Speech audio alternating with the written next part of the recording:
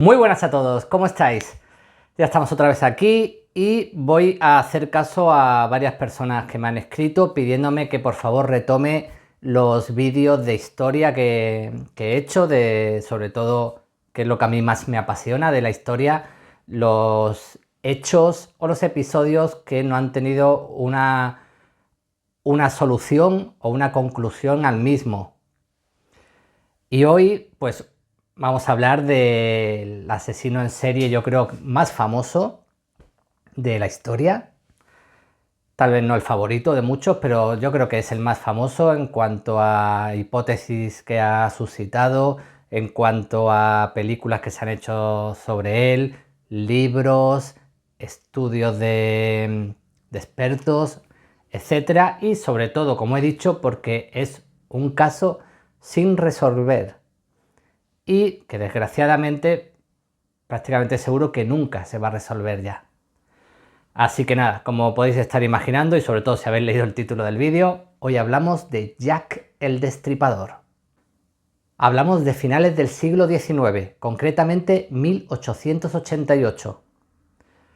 Ya estaba acabando el verano, hablamos de finales de agosto y los 2 meses que se sucedieron serían conocidos como el otoño del terror. Y esto fue gracias a nuestro amigo Jack el Destripador, que aunque como asesino en serie no es de los que más personas matara, mató a 5 personas, sí que la manera de hacerlo, con mutilaciones, personas con las cabezas cortadas, tripas arrancadas del interior de los cadáveres y puestos al lado del cuerpo, senos cortados, genitales cortados y también puestos al lado del cuerpo o sustraídos. Fue tal la barbarie de esos crímenes y se juntaron también otras casuísticas, como que el asesino mandó cartas a la policía retándoles para que le cogieran, que no ha sido el único, pero no sé si fue el primero, pero sería de los primeros que cogió esta costumbre, ¿no? de escribir cartas a la policía dando detalles además y retándoles para que le cogieran. Y sobre todo, porque ya os digo que durante 2 meses el terror que se sembró en las calles de Londres, sobre todo en los barrios bajos, fue increíble. Había un fantasma que se movía por la noche, que te podía estar esperando a la vuelta de la esquina en esa calle oscura que tienes que recorrer para volver a tu casa después de trabajar en una taberna o de ejercer la prostitución, etc. Se fue alimentando una psicosis general, así como también cierta fascinación por quién era esta persona con esa maldad tan exacerbada, que, bueno, ha saltado hasta nuestros días. Así que ahora os voy a desgranar poco a poco los asesinatos que hizo uno por uno y vamos a ver qué conclusiones se llegaron, qué hipótesis había y por qué fue tan difícil o por qué no se consiguió encontrar la solución. O tal vez se encontró y fue mejor no sacarla a la luz. Vamos con los hechos. 31 de agosto de 1888, barrio de Whitechapel, en Londres. A las 3:30 de la madrugada se descubre el cadáver de Mary Ann Nichols, llamada Polly, prostituta, 42 años de edad. El asesino le ha rajado la garganta y el vientre a cuchilladas. Sería la primera víctima de Jack el Destripador. El sábado 8 de septiembre se encontraría la segunda víctima, Annie Chapman, también prostituta, 47 años de edad. Le han cortado la cabeza con un cuchillo, pero esta sigue conectada al cuerpo por un pañuelo rojo que han atado alrededor. Le han extraído los intestinos y los han puesto en un cuenco al lado del cuerpo y han sido extraídos el útero y la vagina y han desaparecido. La noche del 30 de septiembre, domingo, Jack haría doblete.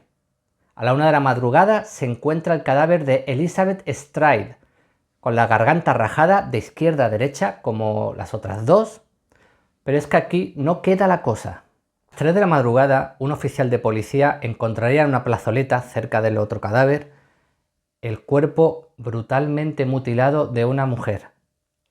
Tiene un ojo arrasado por cortes verticales de un cuchillo, tiene el lóbulo de una oreja cortado de cuajo, tiene una herida hecha también con cuchillo desde la base de la nariz hasta la mandíbula. Los intestinos han sido arrancados también con un cuchillo y puestos alrededor del cuerpo. El hígado, los riñones, de los cuales uno ha desaparecido. Asimismo, tiene un corte hecho desde la ingle hasta la garganta, abriéndola en canal. Y aún así se puede identificar el cadáver como Catherine Eddowes, alias Kelly, también prostituta. El viernes 9 de noviembre sería la última víctima de Jack el Destripador.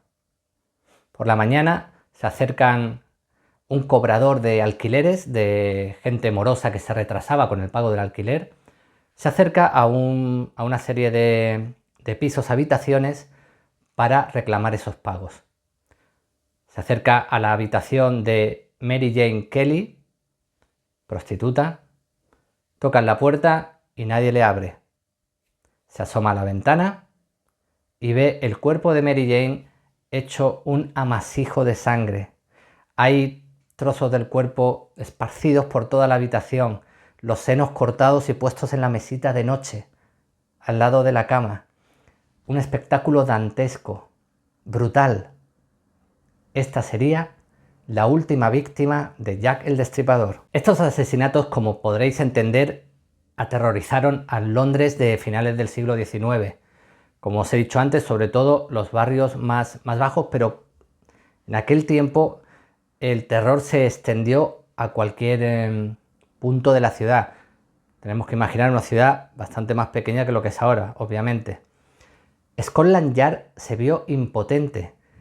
No encontraban ninguna pista, no detuvieron hasta 1000 sospechosos, y los cuales uno a uno tuvieron que ir soltando por falta de pruebas, por falta de conclusiones. No consiguieron absolutamente nada. Mientras tanto recibían cartas de Jack el Destripador burlándose de ellos y retándoles a que le cogieran. Más adelante incidiremos en esas cartas. Al final consiguieron reducir a 6 nombres los posibles sospechosos de ser Jack el Destripador, pero ninguno era concluyente. Algunos de los que se supo más tarde que se barajaba la posibilidad de que fueran ellos eran los siguientes.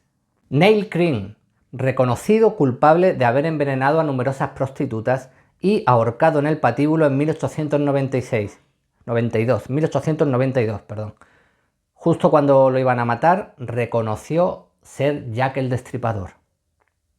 Frederick Deming, también un reo que el día de su muerte confesó haber sido Jack el Destripador. Un estudiante de medicina tuberculoso al que se le apodó como el inquilino y cuyo comportamiento errático hizo sospechar también a Scotland Yard. Nunca se pudo atar ningún cabo. Y después tenemos al Dr. Stanley, un médico que confesó haber asesinado a las 5 prostitutas en venganza a la muerte de un hijo suyo que había adquirido la sífilis y había muerto de ella después de haber tenido relaciones con Mary Jane Kelly, la última víctima encontrada.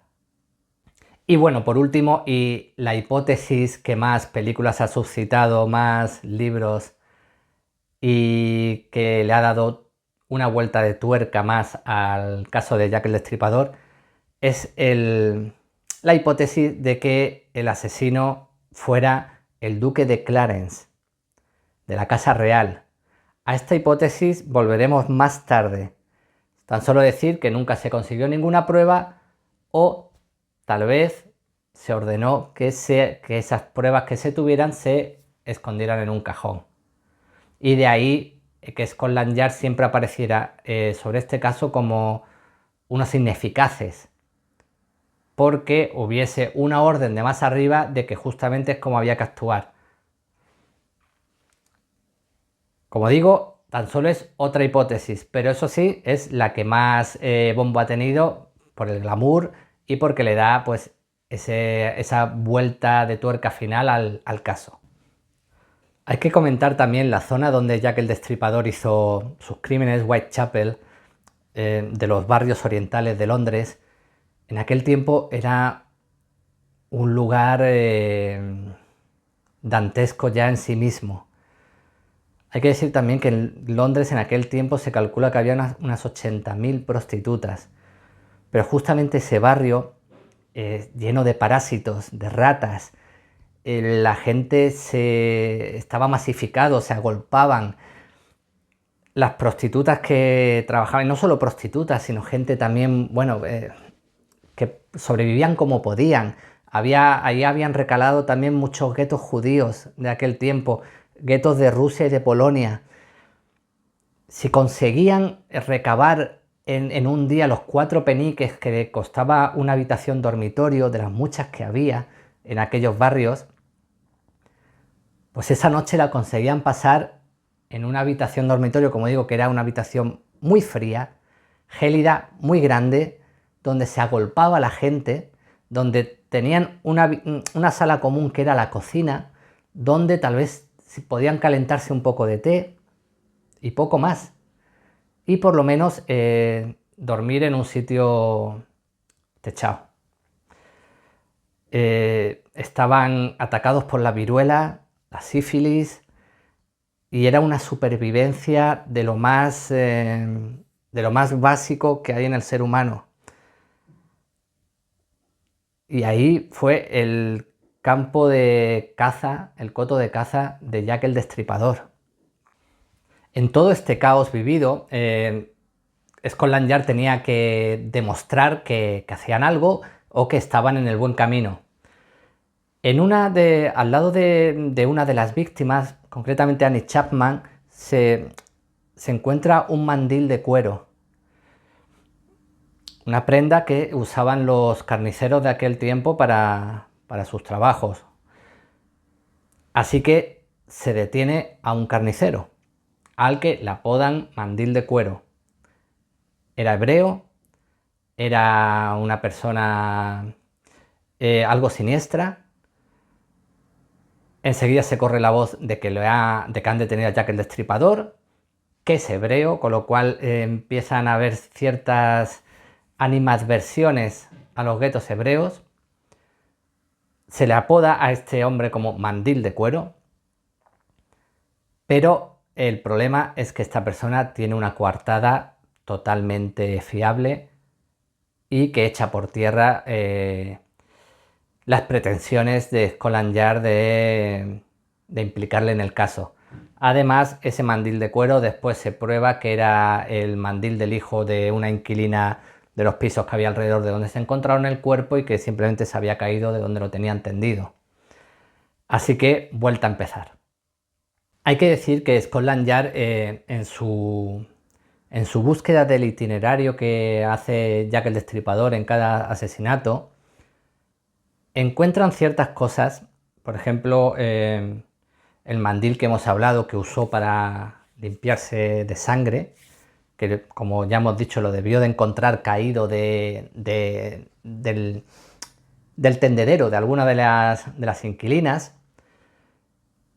Unos metros más adelante de otro asesinato se notan que se ha lavado las manos de sangre en una fuentecilla de agua.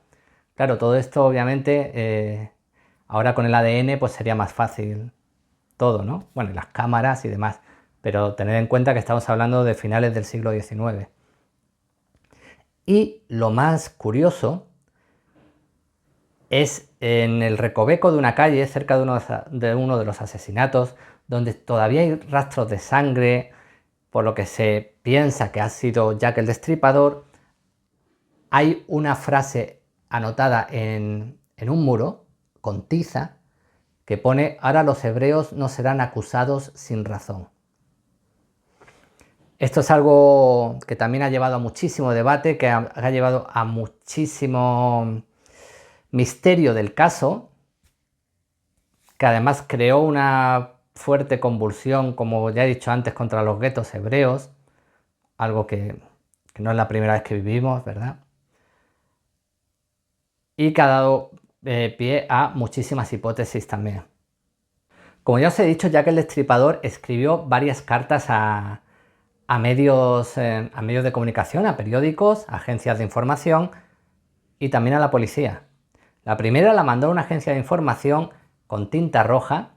Después en la carta, la carta es una serie de... Esta no la voy a leer porque es bastante larga, pero es una serie de vanagloriarse de los asesinatos, de darle el aspecto, no sé si intencionadamente o no, de que es un psicópata loco, de que disfruta con esos asesinatos, que lo va a volver a hacer. Dice que ha intentado escribirla con sangre de una de las víctimas, pero que se le ha quedado demasiado cuajada porque la guardó en una botella de cerveza, pero que usa tinta roja. Que él mismo se auto proclama como Jack el Destripador, que le parece un nombre artístico que a él le gusta. Y ya os digo, son cartas en las que se ve muy claramente el perfil de un enfermo. Ahora, ¿era intencionado? ¿Querían que se pensara que era un enfermo mental psicópata? ¿O realmente lo era?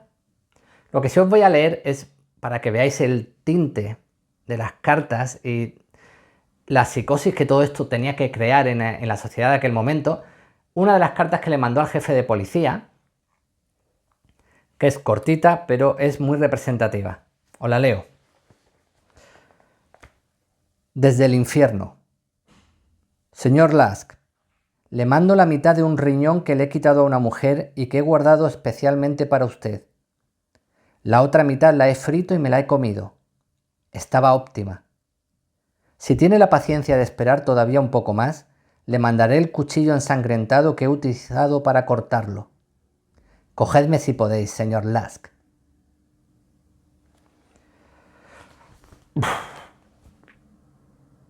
Imaginaros cuando reciben esta carta y se lee esto.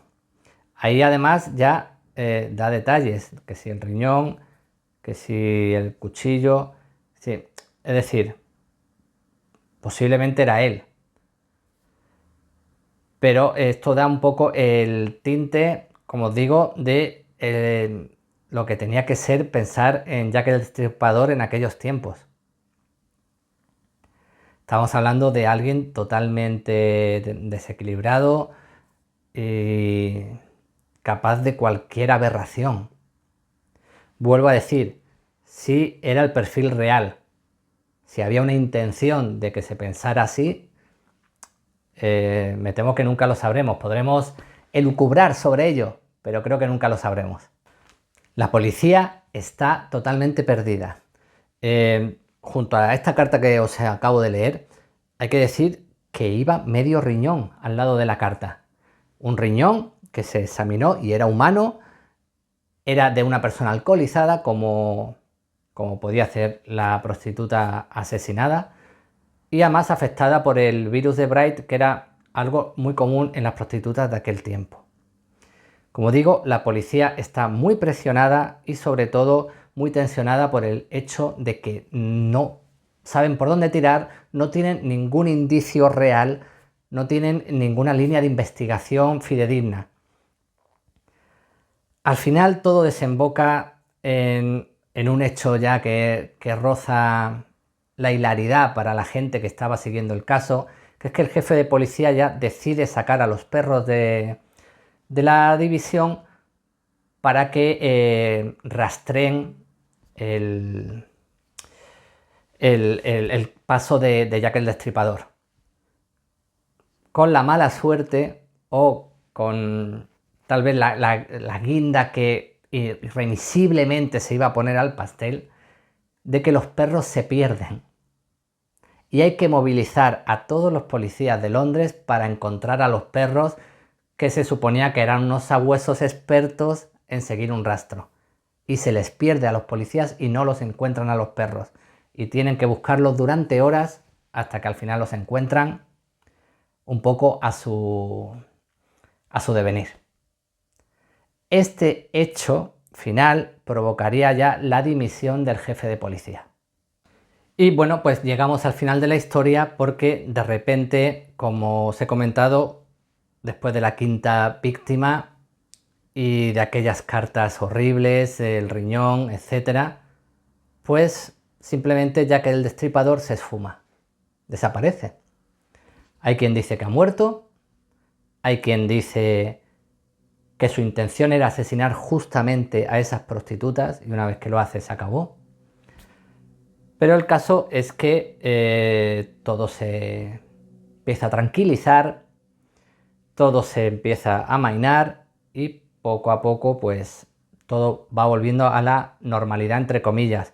Porque una cosa que sí que hizo Jack el Destripador fue crear el debate de intentar remodelar, intentar reformar y darle un poco de luz a esos barrios, como os he dicho, totalmente marginales, totalmente llenos de hechos delictivos, de prostitución.